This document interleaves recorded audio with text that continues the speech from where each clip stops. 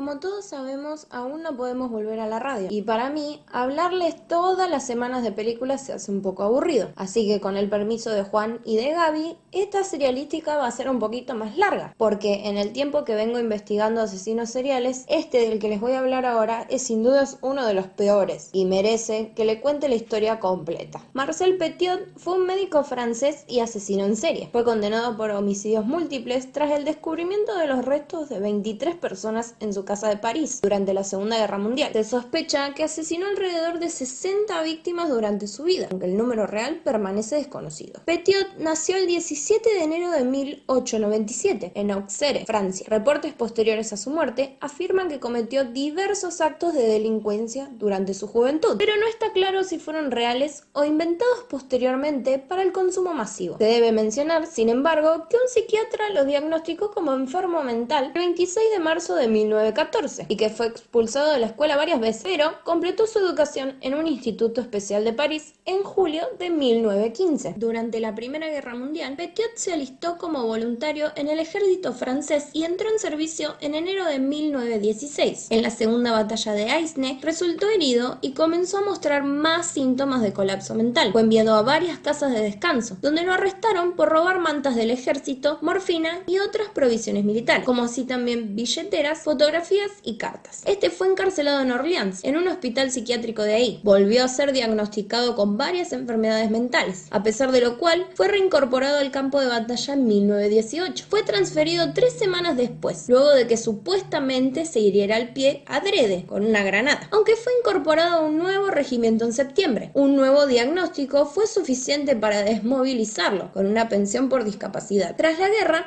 Petiot ingresó al programa de educación acelerada para los veteranos del conflicto. Completó la escuela de medicina en 8 meses. Ingresó como interno practicante al Hospital Mental de Évreux. Recibió su diploma de medicina en diciembre de 1921 y se mudó a Villeneuve-sur-Yonne, donde fue retribuido por sus servicios tanto por sus pacientes como por los fondos de asistencia médica del gobierno. Para ese momento, Petiot ya era usuario de narcóticos adictivos. Trabajando en Villeneuve, se ganó una reputación por sus prácticas médicas dudosas, tales como el suministro de drogas ilegales, práctica de abortos innecesarios y robo. Esta última parte es compleja de entender, pero un ejemplo es que uno de sus pacientes fue prescripto con el robo de dinero del tesoro de su pueblo. A otro se le pedía que robara el bombo de una banda local, y a una mujer se le pidió que robara una gran cruz de piedra para que fuera curada de sus abominaciones. La primera víctima de Petiot fue probablemente, no lo sabemos, Louise Delaveu, la hija de un anciano paciente suyo, con quien había tenido un romance en 1926. Esta chica desapareció en mayo de ese año y con posterioridad, varios vecinos afirmaron haber visto a Marcel cargar un cuerpo en su auto. La policía investigó, pero finalmente desestimaron el caso, afirmando que la mujer había huido de su casa. Ese mismo año, Petiot se postuló para alcalde de la localidad donde vivía y contrató a una persona para que interrumpiera un debate político con su contrincante. Petiot ganó y en ejercicio de sus funciones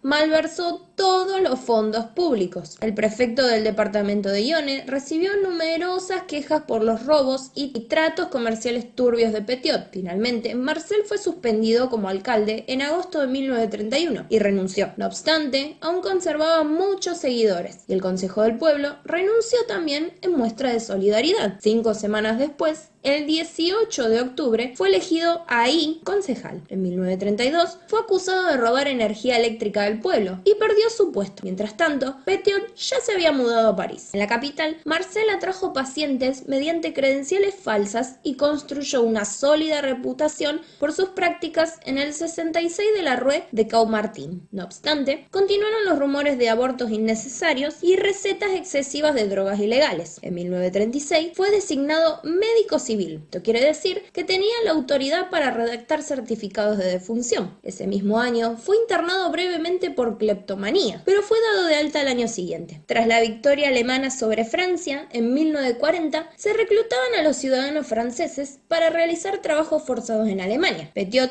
les proporcionaba certificados médicos, obviamente falsos, y además trataba las enfermedades de los trabajadores que habían regresado. En julio de 1942 fue condenado por una prescripción excesiva de narcóticos ilegales. Aunque 2 adictos que habían testificado en su contra desaparecieron misteriosamente, este fue multado con 2.400 francos. Pero la actividad más lucrativa de Petiot durante la ocupación fue su ruta de escape falsa. Bajo el seudónimo Dr. Eugene, este pretendía tener medios para hacer salir de Francia de forma segura a gente que era buscada por los alemanes. Petiot aseguraba que podía arreglarles un viaje a Argentina u otros lugares de Sudamérica, a través de Portugal, a cambio de 25.000 francos por persona. Este tenía 3 cómplices, que conducían a las víctimas hasta el doctor, incluyendo judíos, luchadores de la resistencia y criminales comunes. Una vez que tenía a las víctimas bajo su control, Marcel les decía que el gobierno argentino solicitaba que todos aquellos que entraran a ese país debían ser inoculados contra enfermedades, y bajo esta excusa les inyectaba cianuro. Una vez muertos, se adueñaba de sus posiciones y disponía de los cuerpos. Al comienzo, Petiot arrojaba los cuerpos al Sena, pero luego comenzó a destruirlos, sumergiéndolos en cal viva o incinerándolos en un gran horno. En 1941, Marcel compró una casa en el 21 Rue de la Sorre. Petiot ordenó trabajos de importancia en la casa, con la finalidad de elevar los muros exteriores para lograr que la vista desde afuera sea imposible. A la vez, pidió que su sótano sea convertido en un consultorio médico. Posteriormente, durante las pesquisas policiales, se descubriría que la había equipado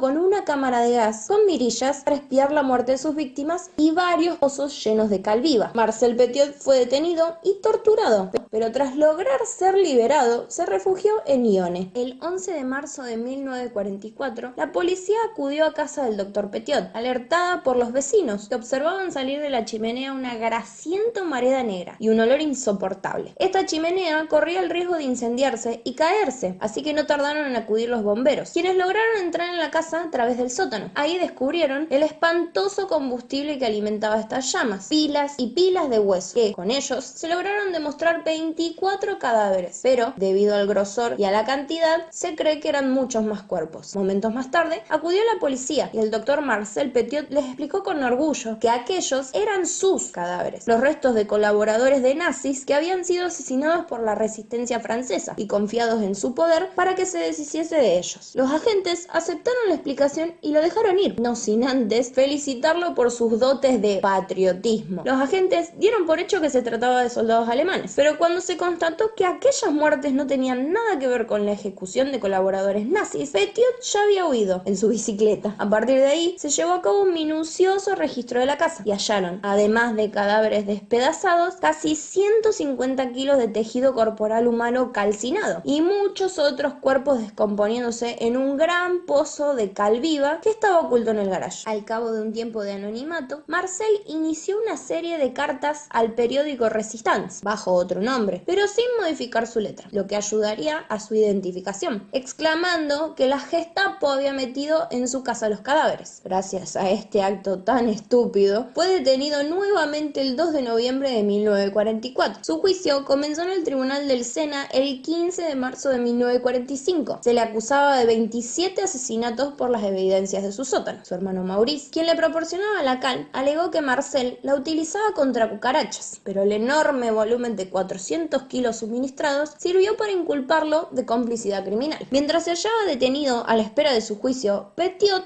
en todo momento hacía comentarios chistosos a los guardianes de su prisión. No dejen de acudir a mi juicio, va a ser maravilloso y se va a reír todo el mundo. Y así fue. Ese juicio fue uno de los más raros y bizarros en la historia de Francia. A veces, tanto el acusado como su abogado defensor se dormían en pleno juicio. Incluso llegó a haber insultos y una que otra piña entre la defensa y el acusado, cuando la defensa afirmó que el acusado era un defensor de traidores y judíos, a lo que este, furioso, lo amenazó con partirle la boca en la misma sala. Al final de 3 semanas de juicio, el jurado lo declaró culpable de 24 de las 27 acusaciones, y en cuanto se dictó el veredicto de culpabilidad, se establecieron una serie de indemnizaciones a favor de los familiares de las víctimas. Marcel Petiot, hallado culpable, fue guillotinado el 25 de mayo de 1946 en París, en la prisión de la Santé. Lejos de mostrarse asustado en el momento de su muerte, dijo con más ironía y perspicacia que nunca a los testigos de su ejecución: caballeros, les ruego que no miren, no va a ser bonito.